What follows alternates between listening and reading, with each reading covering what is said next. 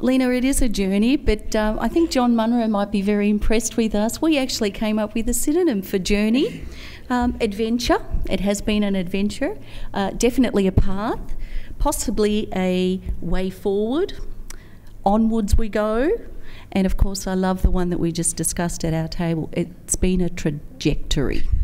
So I think we're all journeyed out today. So whenever you see journey there, just think of those synonyms. And as I said, our journey has just begun. So, yes. Oh, it's changed. It's not compatible. Our fonts are different. Okay, just go with it. It's all right. Connie knows all about this. All right, well, thank you for introducing us, Lena. Laura is the 5-6 teacher and I'm the grade 1-2 teacher at Thomastown Meadows Primary School. And our school vision, which is beautifully cited there, is to provide students with experiences and skills and knowledge to become efficient communicators and lifelong learners who'll grow into emotionally resilient and responsible citizens. And of course that's the picture or the photo of our new building. All right, a little bit about our school profile. We were established in 1980 and we're located in Thomastown, not very far from Edgars Road and the Northern Ring Road. Our current enrolment is 339 and we have 16 classes at the moment, but that'll be dropping next year to 14. Our 5-6 classrooms, and I'm saying this very proudly, have interactive whiteboards.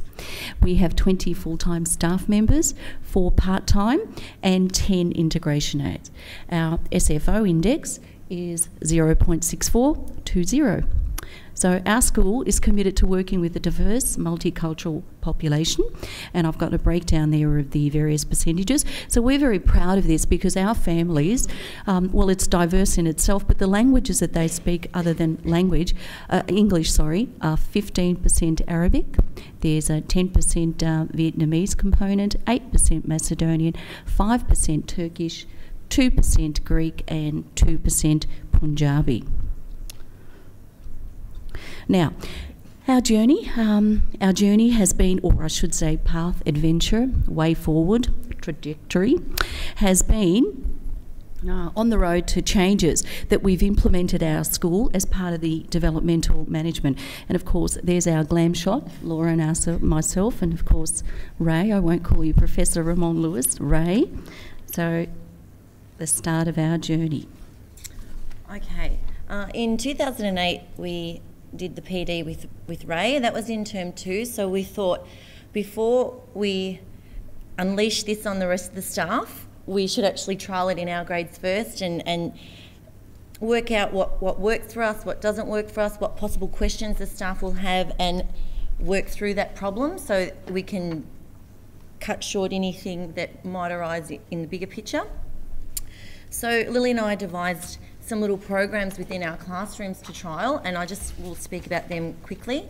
The few that I trialled one was Community Kid, and that is where I selected a child. You could do it each day or a week.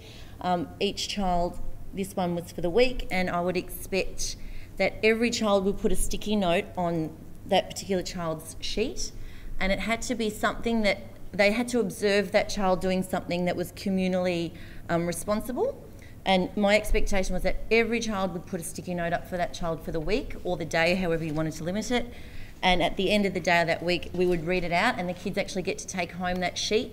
It wasn't anonymous. I wanted the kids to actually write their names, who observed it and what they observed them doing. And on the sheet, on that little sticky note, they had to write what the behaviour was and how it helped the community. So I saw this person sharing a pencil when someone else didn't have it, and that allowed them to get straight on with their work and things like that. That was very positive. And go back, Lil. Thank you. I also put myself in that as well. So anything that I expected the kids to do, I actually was the first guinea pig for them. So they got to do it for me first. So I thought it was important that they know that I'm a part of their community. We have a check-in, and that's about a little check-in at the start of the week. So we set ourselves a little goal in terms of communal behaviour in the classroom, and we'd put that up on the board, on the little check-in there. And you'd also have a peer coach. So with your peer coach, you would discuss the strategies on how to achieve that communal behaviour. And at the end of the week, we would reflect on that. I also again put myself in that with the children, and I would have a peer, and obviously they're not my peers, but I would have a student coach, and something that sat with me very profoundly was stay in your adult.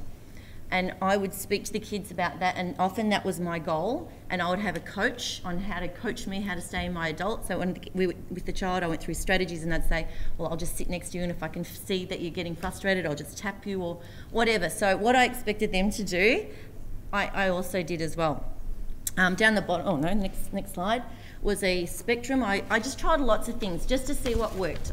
I wouldn't expect teachers to do them all. I just needed to play with lots of different ways and doing things. I did like a take care spectrum, at one end being individual and mature, at the other, immature, sorry, and at the other end being communally responsible and mature. We had, as a grade, negotiated 1 through 5 and what each behaviour in each section would look like. So they actually had a little rubrics thing that they knew the behaviours in what behaviours would look like in 1, what communal behaviours would look like in 2, and at the end of the day they would go place their faces on how they felt they had been that day. And I liked it being over a day because they could wipe the slate clean the next day if they felt that they hadn't achieved what they wanted to. The next day was a clean slate and they could get themselves up to where they want to be. Thanks. We had already negotiated class rules with our children prior at the start of that year. So we didn't want to wipe them because we now had learned about responsibilities. So we left them up there, but we started using them as hinting things in the non-verbal. We would still point to them. They were negotiated, so the kids had input into it. They just weren't phrased as Ramon had taught us, but we didn't throw it all out. We just kept with it for that last 6 months, and we would refer to it by pointing and getting their attention, just like Ramon said, not stopping but just pointing, and that would often get kids straight back on track. Lily, child, next one. Child, the next slide. That was Lily's, she would point to that, another non-verbal signage that she could just get, they knew what was here, she would just point to it and a lot would get back on task. And she also tried an emotional thermometer to gauge how the kids were feeling if an issue happened, and that gave her a forum for discussion with kids. At the end of the reporting year, kids have an opportunity to write in their student reflection on their report. I was very surprised when this is totally from them, that this community stuff came up in their reflections. Normally they write how much they love sport and how good they are at something. I love being on the bat tennis team or whatever. But most of my things came out about being a community kid, being part of a class community, and I just drum that language into them all the time. They use the language. So this is what some of the comments, I think I had 23 kids that year, I'd say 20 kids wrote that in their reflections.